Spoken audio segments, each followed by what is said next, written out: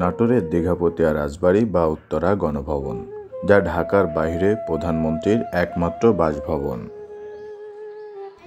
অসাধারণ স্থাপত্যশৈলীর কারণে বরাবরই দেশ বিদেশের পর্যটকদের কাছে আকর্ষণের কেন্দ্রবিন্দু এই রাজবাড়ি।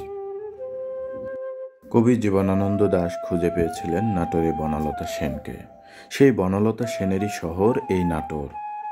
রাজকীয়তার অন্তরালে লুকিয়ে আছে বেদনার অজস্র ইতিহাস।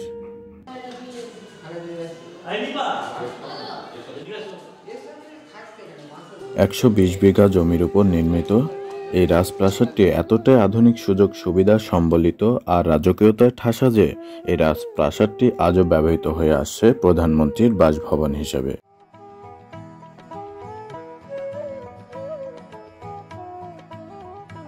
নাটোর জনপদের রাস্তার দুই পাশের ফসলগুলো দেখতে দেখতেই এই মাটির কাঁচা রাস্তা দিয়ে আমি আর নয়ন ভাই ছুটে চলেছি নাটোর শহরের দিকে। নাটোর শহরের অদূরেই দীঘাপতিয়া ইউনিয়নে অবস্থিত চোখ ধাঁধানো রাজপ্রাসাদ দীঘাপতিয়া রাজবাড়ি বা উত্তরা গণভবন দেখতেই আজকের আমাদের যাত্রা।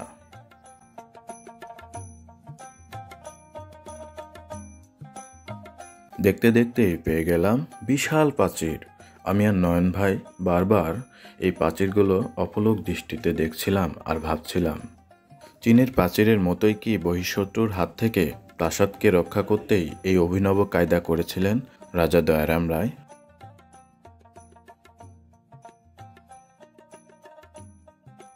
রাজা দয়ারাম রায় এই রাজবংশের প্রতিষ্ঠাতা। 1680 সালে নাটোরের কলম গ্রামের এক তিলি পরিবারে জন্ম রাজা দয়ারাম রায়ের। একজন রাজ কর্মচারী হয়ে 120 বিঘা জমির ওপর কিভাবে করেছিলেন এই রাজকীয় প্রাসাদ রাজা দয়ারাম রায়, সে প্রশ্ন যে কারো মনে উকি দিতেই পারে। অবশেষে পেয়ে গেলাম রাজকীয়তায় সগৌরবে দাঁড়িয়ে থাকা রাজপ্রাসাদের মূল ফটক।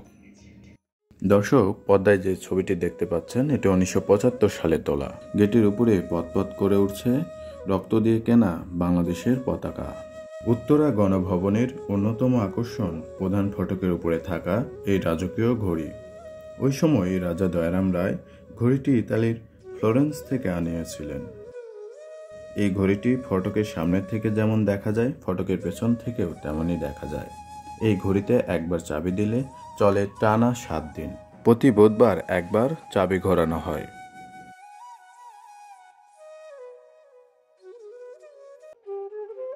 দর্শক, ইতিহাসের নগরী বনলতা সেনের শহর নাটোর থেকে শুভেচ্ছা জানাচ্ছি আমি পান্না চৌধুরী।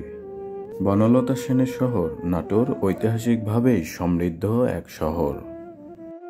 এই রাজকীয় প্রাসাদের সৌন্দর্য দেখতে হলে আপনাকে প্রথমেই 30 টাকা দিয়ে টিকিট কাটতে হবে। পানির ওপর তৈরি এই পথ স্বাভাবিক মনে হলেও ওই সময় এখানে ছিল এক জাদুর সেতু। রাজা রানীরা যখন এই পথ দিয়ে আসতেন তখন এখানে অটোমেটিক রাস্তা বের হয়ে যেত, আর তারা পার হয়ে গেলে রাস্তাটিও সরে যেত।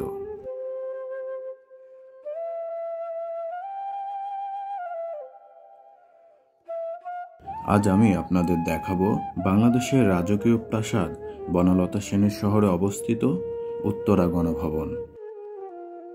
এই রাজকীয় প্রাসাদের অন্তরালে যে কত ঘটনা, কত বেদনার ইতিহাস লুকায়িত সেগুলোই জানানোর চেষ্টা করব।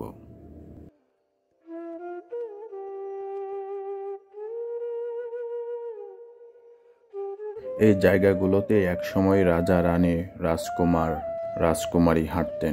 ভাবতেই যেন আপনি 300 বছর পেছনে চলে যাবেন। একবার চোখ বন্ধ করে ভাবুন তো, রাজ পরিবারের 7 পুরুষের কত অজস্র ঘটনা, কত ইতিহাসের সাক্ষী এই জায়গাগুলো।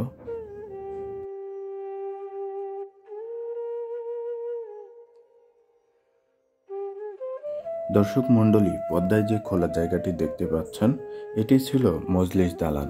এখানে বসেই রাজা আমজনতার বিচার সালিশ করতেন। এটাই ছিল ওই সময়ের রাজা রাজকুমারী ইন্দ্রপ্রভার বড় ভাই রাজা প্রমোদানাথের দেওয়ানি আম। ভয়ানক সেই ভূমিকম্পে এখানকার ওপরে ছাদের অংশ ধ্বংস হয়ে যায়।